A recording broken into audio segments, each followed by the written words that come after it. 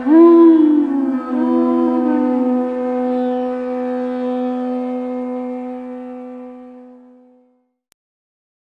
Namo Bhagavate Vasudevaya. Om Namo Bhagavate Vasudevaya. Om Namo Bhagavate Vasudevaya.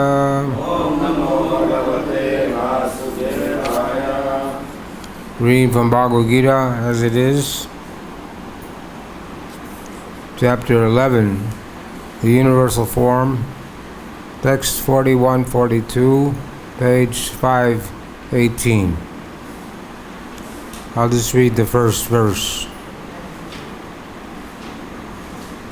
Sakiti madhva pasada bam yad uttam. Hey Krishna, hey Yadava, hey Shakti,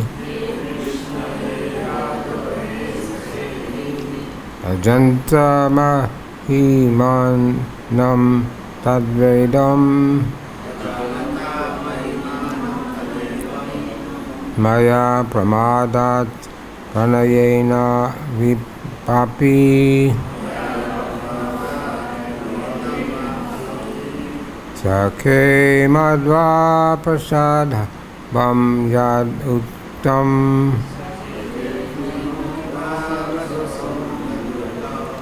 Hey Krishna, hey Yadava, hey Shakti, Ajanta Mahimanam Tadvedam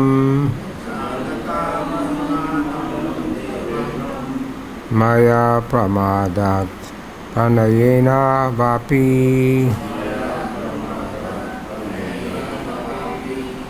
Saka friend iti thus madhva thinking prasabam presumptuous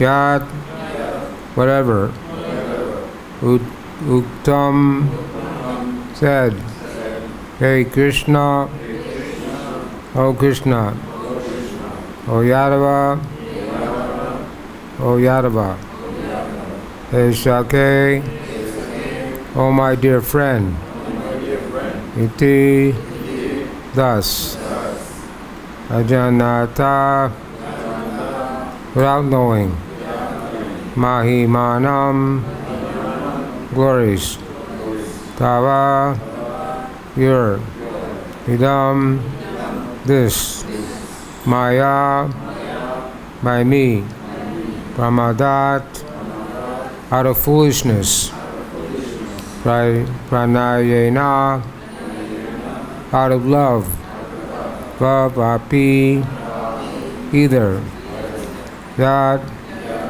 whatever cha also asa artam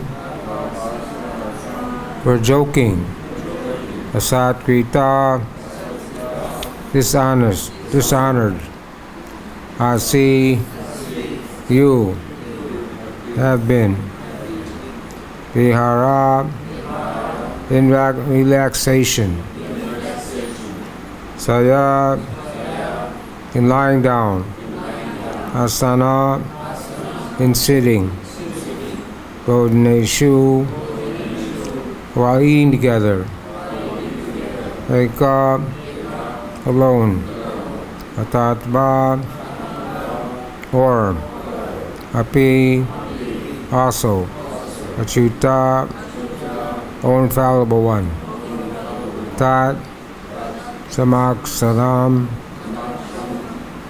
among companions that all those Semaye ask forgiveness from you aham I aprameyam insurmountable Intermeasurable. To translation, purport by His Divine Grace A.C. Bhaktivedanta Swami Srila Prabhupada. Translation. Thinking of you as my friend, I have rashly addressed you. O Krishna, O Yadava, O my friend, not knowing your glories, please forgive whatever I may have done in madness or in love. I have dishonored you many times, jesting as we relaxed, lie on the same bed, or sat and ate together, sometimes alone and sometimes in the front of many friends. O infallible one, please excuse me for all these offenses. Purport by His Divine Grace A.C. Bhaktivedanta Swami Srila Prabhupada. Although Krishna is manifested before Arjuna in his universal form, Arjuna remembers his family relationship with Krishna and is therefore asking pardon and requests Krishna to excuse him for the many informal gestures which arise out of friendship.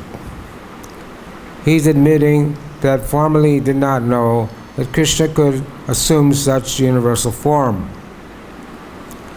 Although Krishna explained it as his intimate friend, Arjuna did not know how many times he may have dishonored Krishna by addressing him, O my friend, O Krishna, O Yadava, etc., without acknowledging his opulence. But Krishna is so kind and merciful, in spite of such opulence, he played with Arjuna as a friend. Such is the transcendental loving reciprocation between the devotee and the Lord. The relationship between the living entity and Krishna is fixed eternally. It cannot be forgotten, as we can see from the behavior of Arjuna.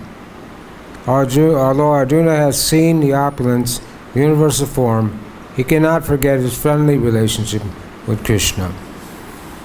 Om Aryanataram Dasya Jana Jana Slakaya Sakshuli Mitam Jena Tasmei Shri Gurave Namaha Shri Chaitanya Manobishtam Stapitam Yena Bhutale Swayam Rupa Kadamayam Danti Swaparantikam Shri Krishna Chaitanya Prabhu Nityananda Shri Advaita Gadadhar Srivasa Gaur Bhaktivinoda Hare Krishna, Krishna Krishna, Hare Hare, Hare Rama, Rama Rama, Hare Hare.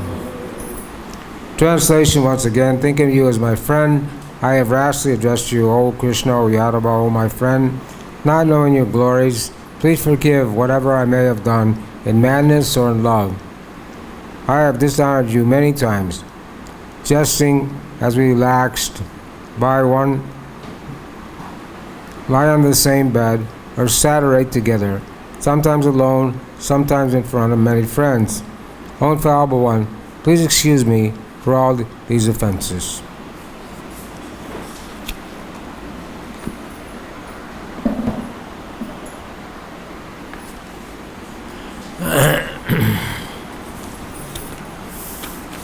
This is the Bhagavad-Gita as it is.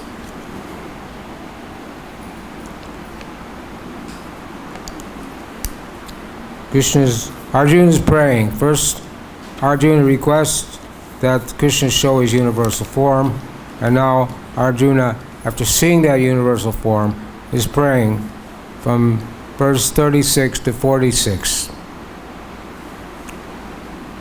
So, Arjuna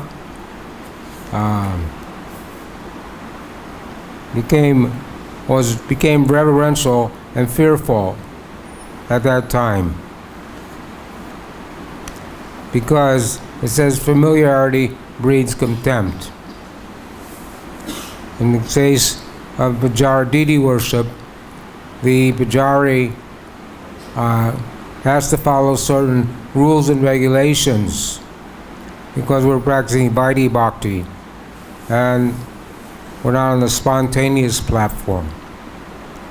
So, familiar, Pujaris may become familiar and be a little lax in following the rules and regulations, but then they have to suffer for offenses. And so they have to be careful. Until one comes to the spontaneous platform, then there's no question of rules and regulations. Of course, Arjuna is Nityasiddha, and he's eternal friend of Krishna.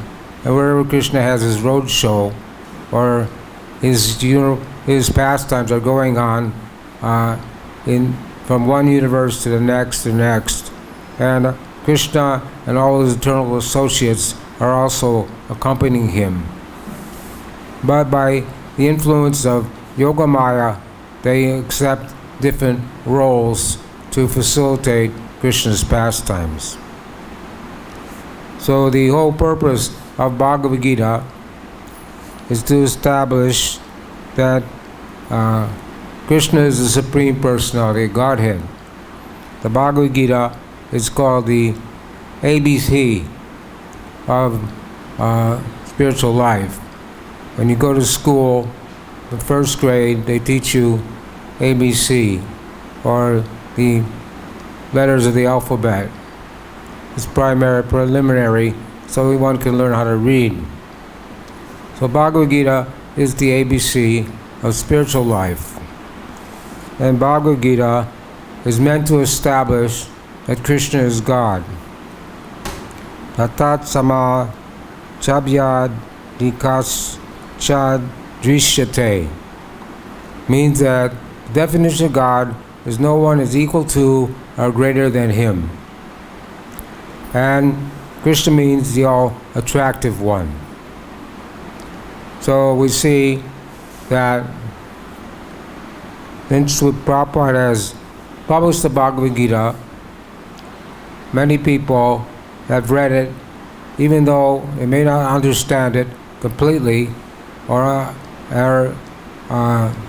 still they had a change of heart just by reading it and decided to take to devotional service. In many countries where we're getting opposition from different kinds of so-called religious beliefs and so-called governments, and especially in Russia, they wanted to ban the Bhagavad Gita. So one time they went to court and they wanted to stop the book distribution, stop the distribution of the Bhagavad Gita.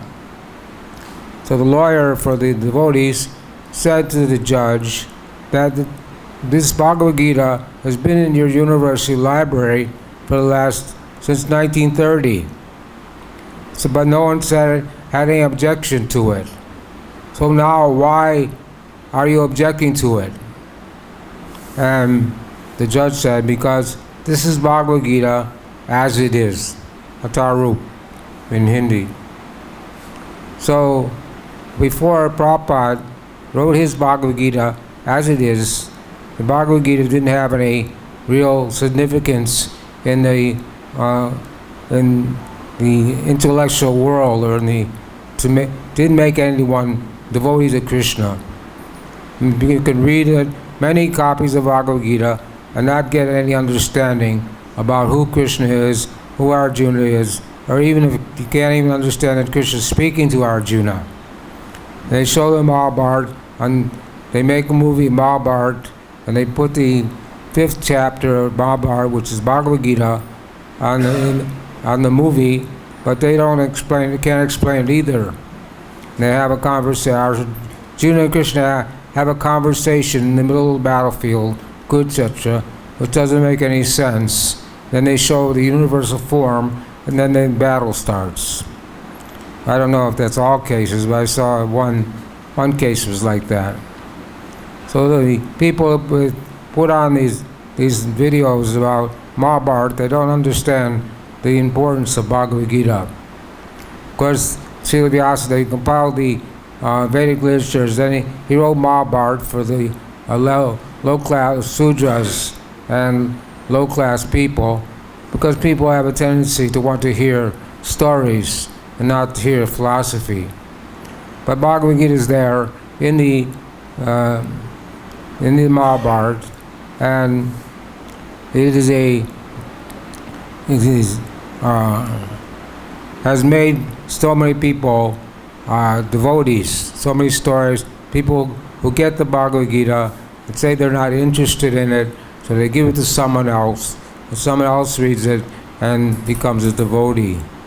Or sometimes people put it on their bookshelf. When people get books, they don't like to throw them away, so they put them on their bookshelf. So after 15, 20 years, they start having some anxiety, some trouble in their life, and they see the Bhagavad Gita and they start reading it, and they become devotees. So there's many stories like that. Not only Bhagavad Gita, but all of Prabhupada's books are Shabda Brahman, or spiritual sound vibration. And the Bhagavad Gita means the song of God, Krishna speaking directly to Arjuna. So this is Krishna Katha. And the Srimad Bhagavatam is also Krishna Katha, but that deals with the activities, pastimes of Krishna. And Chaitanya Charitamrita is also Krishna Katha. So all these books were translated and purported by Srila Prabhupada so to bring about a revolution in the world of the misguided, misdirected civilization.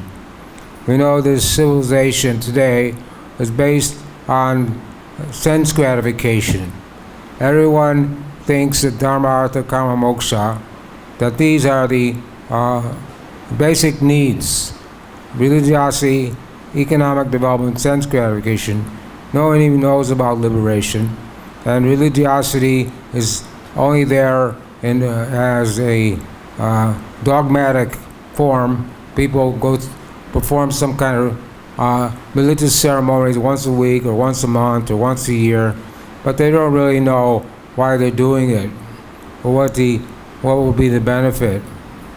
So this is the purpose of Bhagavad Gita and all of Srila Prabhupada's books in the Hare Krishna movement, is to try to educate people that the goal of life is not just to have sense gratification. Prahlad Maharaj told his friends, as soon as one endeavors to be happy in this world, that's when your distress comes. So it's already been decided at the time of your birth how much happiness you're going to get and how much distress you're going to get. So one may endeavor so much and think that he made a lot of money by his own endeavor, but it wasn't his own endeavor. It was because of his previous life, because of his prarabdha karma from past life.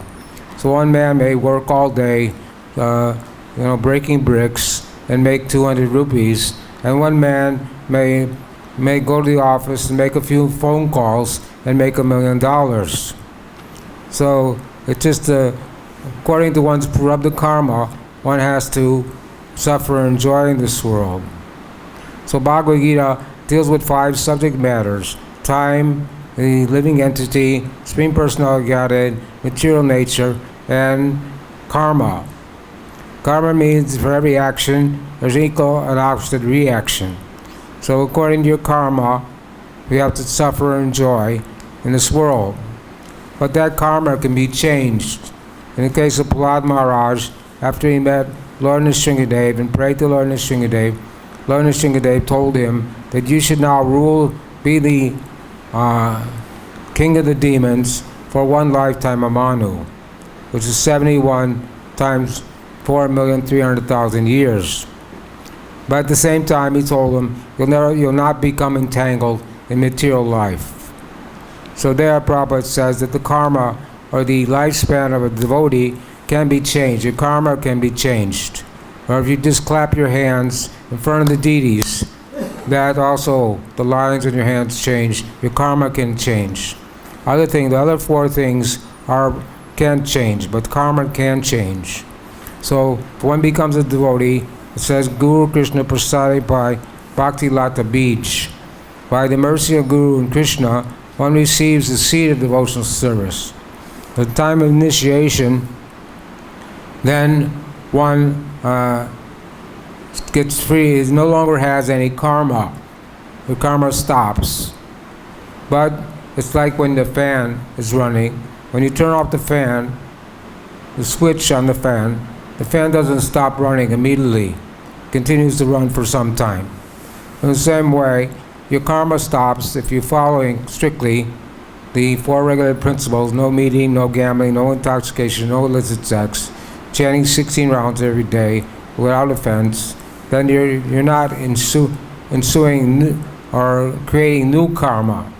But you may have, but still devotees suffer from disease and from different pains, happiness, distress, so many things, because of their corrupted karma from previous life. But gradually that also is minimized. For a devotee, he gets some injury, like he cuts his finger, he thinks it's Krishna's mercy. He sees everything as Krishna's mercy, and he thinks that it should have been my whole arm. So in this way, the karma is reduced, the suffering is reduced to a devotee. So this is the positive alternative.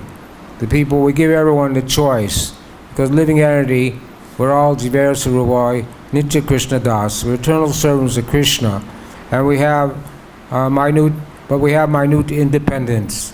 Krishna can't force us to love him. Love is something that can't be forced upon a person.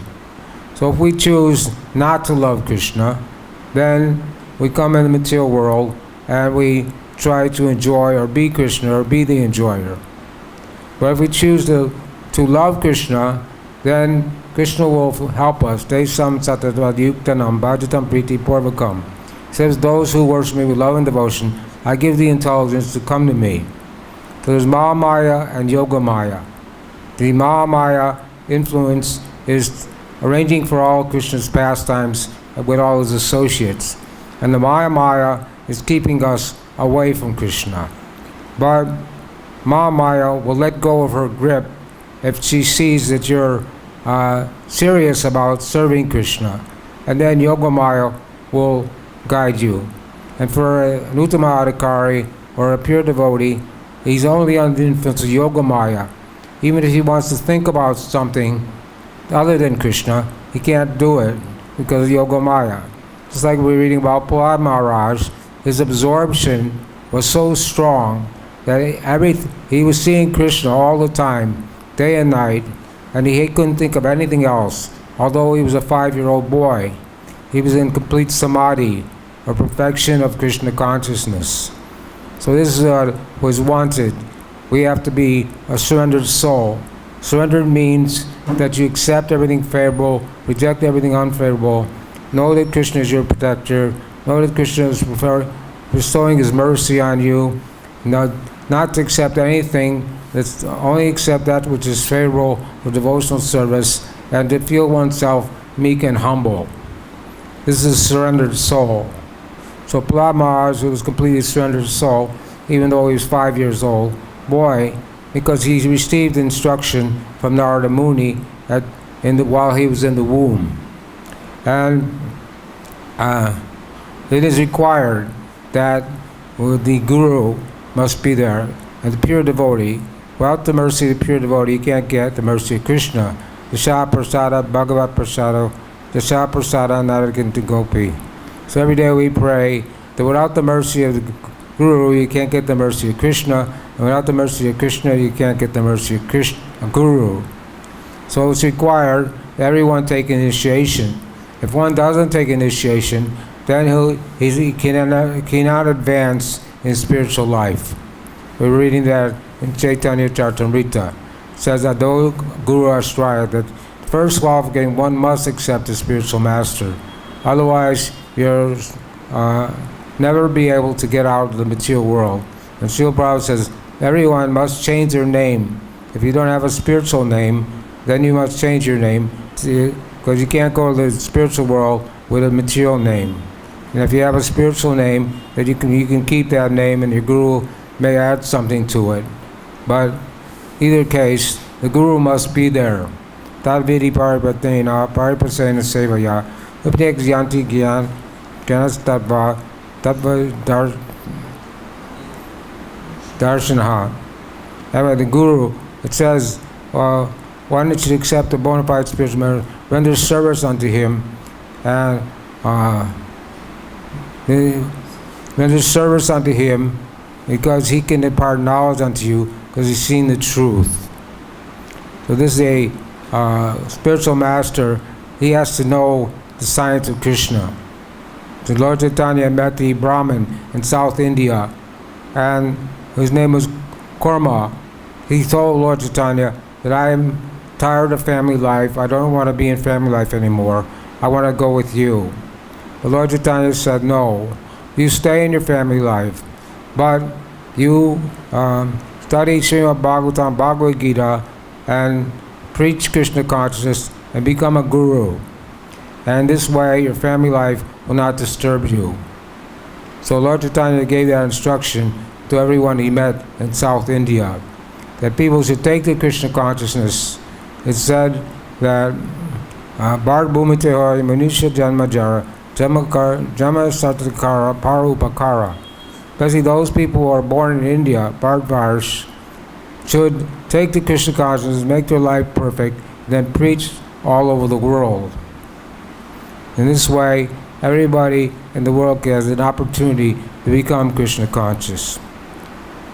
So this verse about Arjuna being a friend of Krishna is also in Chaitanya Charitamrita, chapter 19, verse 199 and 120. And there, where Lord Chaitanya instructed Rupa Goswami. When Lord Chaitanya met Rupa Goswami at Allahabad, or Prayag, he instructed him for 10 days. And he met Sanatana Goswami at Benares. He instructed him for 2 months. So Lord Chaitanya instructed Rupa Goswami about the different mellows of devotional service. So Arjuna, he's in friendship.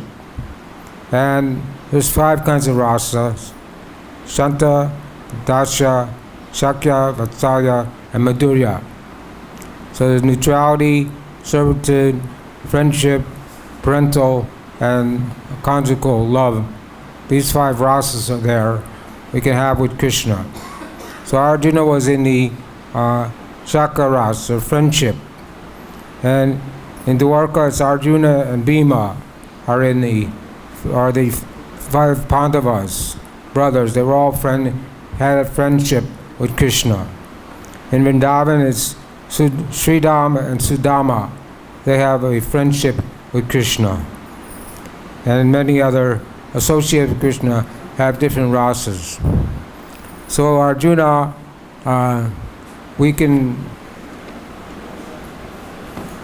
understand about fraternity, this rasa, by hearing from Rupa Goswami, Nectar Devotion. When a devotee is permanently situated in devotional service by different symptoms of ecstasy, he has developed and matured a fraternal mellow or flavor in relation with the Supreme Personality of Godhead. His feeling is called fraternal love of Godhead. The impetus for such fraternal love of God is God Himself. When one is liberated and discovers his eternal relationship with the Supreme Lord, the Lord Himself becomes the impetus for increasing fraternal love. The eternal associates of the Lord in Vrindavan have described this as follows. The Lord Hari, whose bodily hue is like the Indranila jewel, whose smiling is as beautiful as a kunda flower, whose silk dress is as yellow as golden autumn foliage, whose chest is beautiful with garlands of flowers, and is always playing upon his flute. This enemy of the Agad demon is always attracting our hearts by wandering about Vrindavan. There are similar statements of fraternal love expressed outside the jurisdiction of Vrindavan. When the sons of Pandu, headed by Maharaj Yudhisthira, saw Krishna in his four-armed form on the battlefield of Kurukshetra, holding his conch shell disc, club, and lotus flower, they completely forgot themselves and became merged in an ocean of nectarine happiness. This shows how the sons of Pandu, King Yudhisthira, Bhima, Arjuna, Nakula, and Sahadev were all caught up in fraternal love for Krishna. Sometimes the different names, forms, paraphernalia, and transcendental qualities provoke fraternal love. For instance, Krishna's nice dress, his strongly built body, the all-auspicious symptoms on his body, his knowledge of different languages, his learned teachings in Bhagavad-Gita, the uncommon genius in all fields of endeavor, his exhibition of expert knowledge, his mercy, his chivalry, his behavior as conjugal lover, his effulgence, his forgivingness, his attraction for all kinds of men, his opulence and his happiness all provoke fraternal love. How the sons of Pandu, the Pandavas, enjoy Krishna's association is described as follows. When Sri Krishna arrived in Indraprastha, the capital of the Kurus, Maharaj Yudhisthira immediately came out to smell the head of his subordinate when the smell Krishna's head. It is a very custom that the superior smells the heads of the subordinate when the subordinate offers respect to the superior by touching his feet. Similarly, Arjuna and Bhima embraced Krishna with great jubilation, and the two younger brothers, named Nakula and Sahadev, touched the lotus feet of Krishna with tears in their eyes and offered their respect. In this way, all the Pandava brothers enjoyed the fraternal friendship of Krishna in transcendental mellow. Of the five Pandavas, Arjuna is the most intimately connected with Krishna. He has a nice bow named Gandiva in his hand. His thighs are compared to the trunks of elephants. His eyes are always reddish. When Krishna and Arjuna are together on the chariot, they become celestial beauties, pleasing the eyes of everyone. It's said that once Arjuna was lying on his bed with his head upon Krishna's lap, and was talking and joking with Krishna in great relaxation, enjoying Krishna's company and smiling with great satisfaction. This is some indication of what fraternal love is. Now here Arjuna is begging for forgiveness because he felt that he became too familiar with Krishna and addressed him as Krishna, Yadava, in so many ways, instead of addressing him as Sri Krishna, instead of addressing him with awe and veneration, he simply was very liberal with Krishna and just accepted him, thought of him as being his friend, or which is natural. When we have friendly relationship with devotees, or when we remember our friends, that it's not, you don't have, you feel comfortable in the association of your friends. You don't have to be so respectful as you do in the association of your senior godbrothers or parents or relatives. So, and Krishna plays with his friends. In Vrindavan, he has many friends. And when demons come, one time Krishna was playing with his friends, and one demon named Palambasura assumed the form of a cowherd boy. So Krishna decided that they would play a game where Krishna's side opposed Balaram's side, and the loser had to carry the winner. So somehow Krishna's side lost, and Krishna's side carried Balaram's side. And this Palambasura, who assumed the form of a cowherd boy, decided he would carry Balaram instead of Krishna, because he thought Krishna was too formidable. So he started carrying Balaram, and he quickly carried Balaram far away. Then he assumed his form as a demon. He changed his form because demons have the power to change their forms and he changed his form with the intention of killing Balaram. But when Balaram saw this form, which was very big and fearsome, he was surprised to see it, but simply by striking his head with his fist, he killed the demon, and he fell down dead.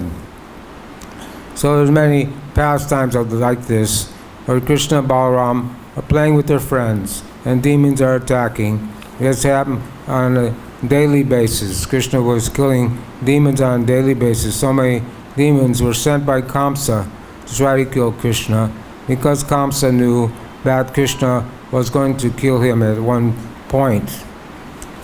So Arjuna is not in Vrindavan, he's in Dwarka. So in Vrindavan, it's the Madhurya Bhav, and in Dwarka, it's the Aishwarya Bhav.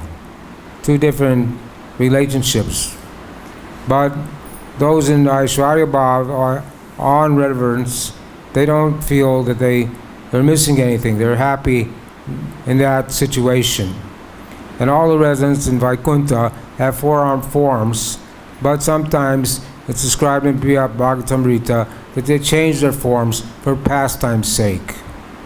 So they do have pastimes in Vaikuntha, but they're not the same as the pastimes in Vrindavan. So in the Golok, there's three realms. There's the Vrindavan, Mathura, and Dwarka. And in Vrindavan, it's always the Madhurya Bhav, or highest form of loving exchanges between Krishna and the gopis. And when Krishna left Vrindavan, the gopis were feeling separation. The Gaur boys were also feeling almost as much separation as the gopis and all the other residents of Vrindavan. Of course, Krishna never takes one step out of Vrindavan, but he's Nanda Nandana in Vrindavan.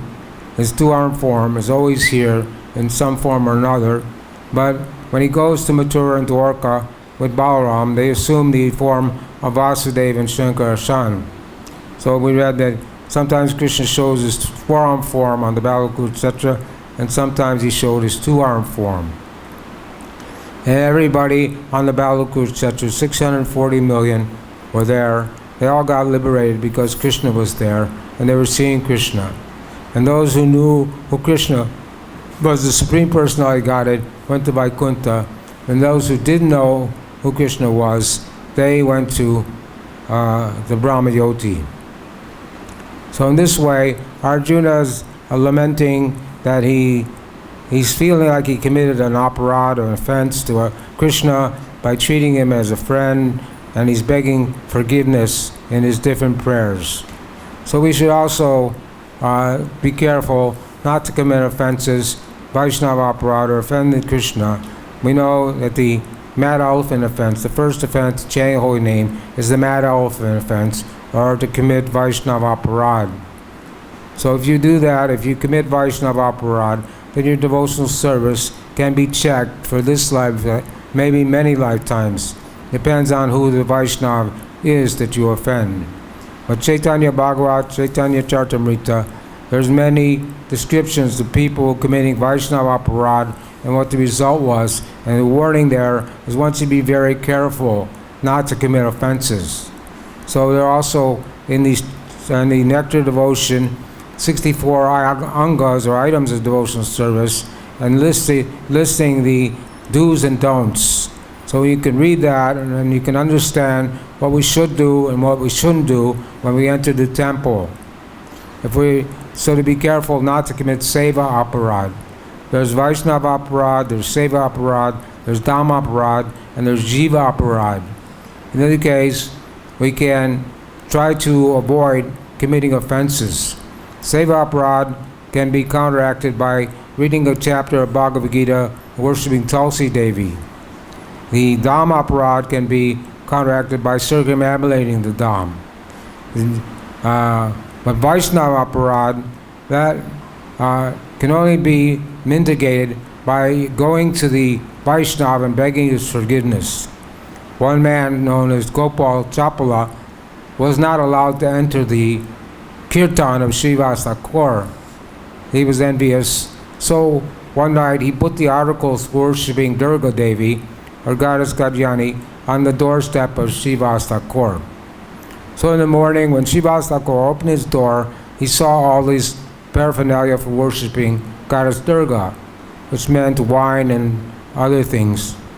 So he called all the neighbors and said, "Look, I'm a Shakti worshipper." Of course, they didn't believe him. But Gopal Chapala, within a very short time, came down with leprosy. And leprosy is a contagious disease. So if anyone touches someone with leprosy, you can get leprosy. So he had to leave the village and live outside in the forest. So one day, Lord Chaitanya was coming by, and he said to Lord Chaitanya, "You're the Supreme Personality of Godhead. I'm suffering greatly. Please relieve me of my suffering." And Lord Chaitanya said, "No, I'll never relieve you of your suffering. And you're suffering now, but you don't know that Yamaraj has 84,000 different types of suffering, and you have to go through every single one of them because you committed offense to my devotee." So finally, Lord Chaitanya told him, if you go to Srivas Thakur and beg forgiveness, and he gives you his mercy, then you can be free from your suffering. So he did that, and he got free from his suffering, became a devotee, even he became a poet, a great Vaishnava poet. So in this way, Vaishnava aparad is very dangerous and very serious offense. To criticize or offend Vaishnavas, we should always be very careful not to walk over Vaishnavas, not to talk badly about Vaishnavas, not to criticize Vaishnavas. We should always take the humble position. Trinadapi sinicena, torapi sisana, maniyam mandana kirtanya sadhari. This is the key to chanting the holy name. If you can feel oneself more tolerant than a tree, devoid of all sense of false prestige, and ready to offer all respects to others, then you can chant the holy name 24 hours a day. That means you have to get free from the false prestige, and you have to be like a tree. The tree never protests. The tree stands in the rain, stands in the cold. People cut its branches, take its fruits, do so many things. The tree never protests. So we have to be that way, and always feel oneself meek and humble. And this humility is the price to pay to get love for Krishna. This is also described in Bhagavad-Gita as danya, or humility. The devotee has to never think himself, should never be proud. Because pride comes before the fall. Pratishta, this wanting profit, adoration, distinction, is called subtle sex life. If one is still infested with these things, then his devotional service he will not advance in devotional service. So the devotee has to be careful not to commit the 10 offenses to the holy name, but especially this first offense, which is considered the mad elephant offense. Because if you have a garden, you have to fence it in the beginning, because the creepers will be subject to destruction, being destroyed by animals, especially monkeys.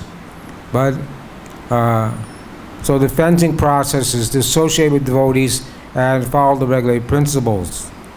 Then the creeper has to be watered, and that is by hearing and chanting. So when the creeper is growing in the garden, if you commit a Vaishnava aparad, that's called the mad elephant offense.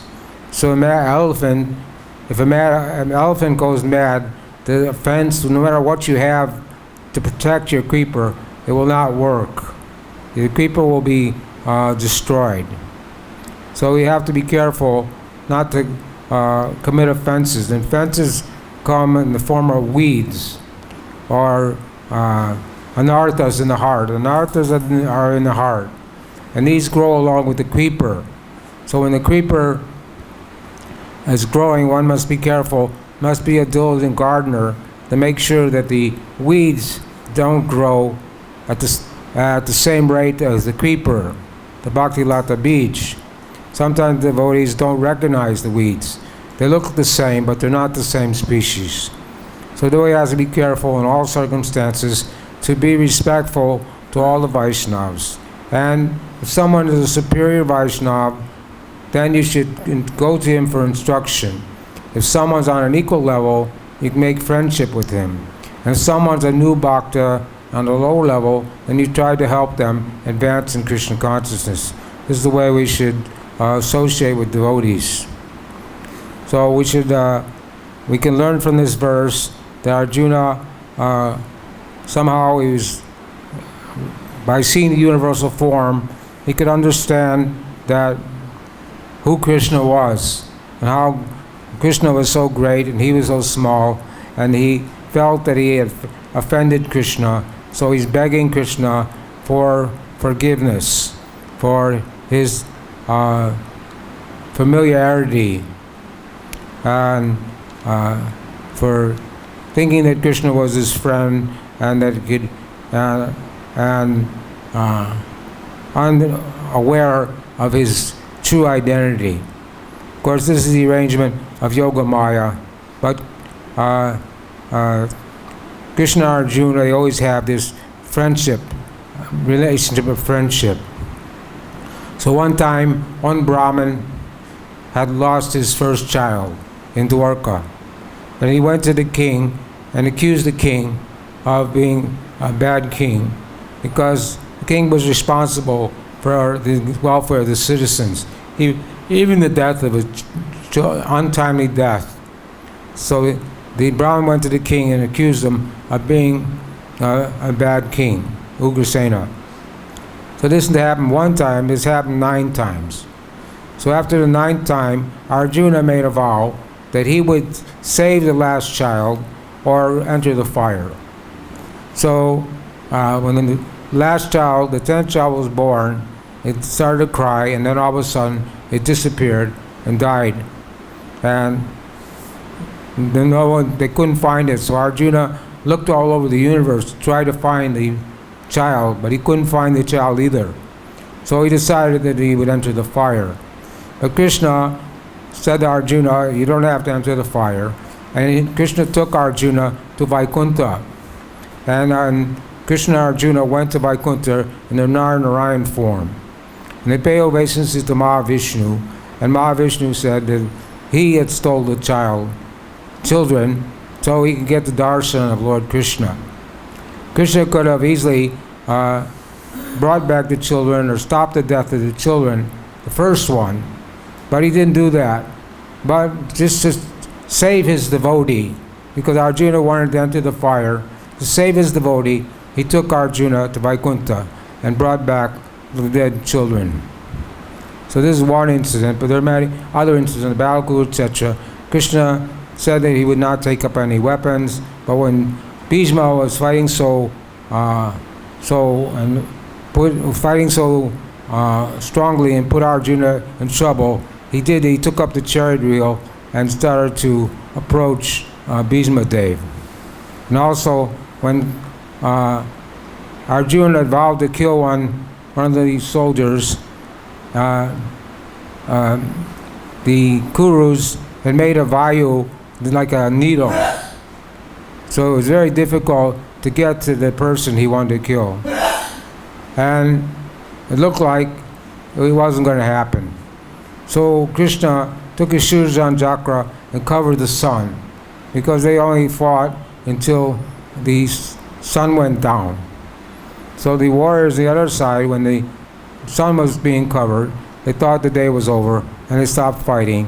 And Arjuna was able to kill his warrior, kill his opposition, and keep his promise and didn't have to kill himself. So in this way, Krishna reciprocated with Arjuna as a friend, and there are many other stories like this. So now the time is finished. Anybody have any comments or questions? Yes. Okay, you said without accepting the Guru, one cannot go to Krishna. Without accepting the spiritual master, one can't go back to Godhead.